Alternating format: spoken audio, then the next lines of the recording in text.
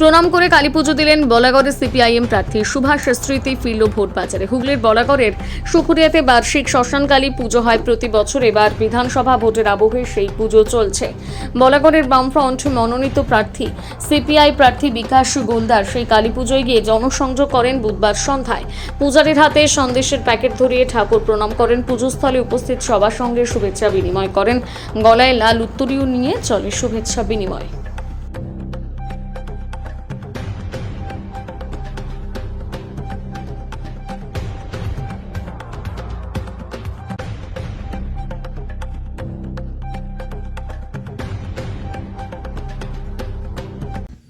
সেটা হচ্ছে ধর্মের, তো আমাদের মার্ক্সবাদে কোথাও ধর্মের কেউ ধর্মাচরণ করতে পারবে না সেরকমভাবে কোথাও বলা নেই।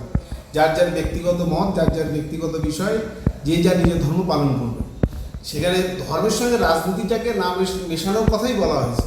সুতরাং এক্ষেত্রে তো কে কোথায় ধর্মাচরণ করছে বা কোথায় গেছে যেতেই পারে, এটা নিয়ে কোনো আপত্তি থাকার কথা নয়। এটাই তো বিষয়। হঠাৎ করে ভোটের ময়দানে এর আগে তো এছাড়া তো বাইরে দেখা যায় না সেভাবে।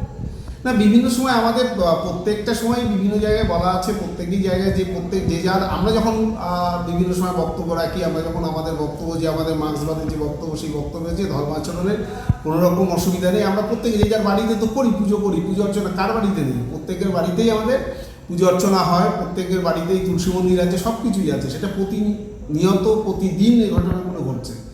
আলাদা করার এটা কোনো বিষয় নেই যে রাজনীতির সঙ্গে বা ভোটের বিষয়ের সঙ্গে আলাদা করার কোনো ব্যাপার নেই। বিজেপি যে পথে হাঁটছে ধর্মীয় যে বিষয়, সেটা কি সিপিএম একটা না না না, একদমই না। বিজেপির মূল বক্তব্যটাই হচ্ছে ধর্মকে রাজনীতিতে একদম পুরোপুরি ব্যবহার করা, ধর্মের নামে ভোট চাওয়া। সেই জায়গায় বামপন্থীরা সেই জায়গায় যাচ্ছে না। এটা একটা ধর্মীয় অনুষ্ঠান, একটা সামাজিক অনুষ্ঠানও বটে।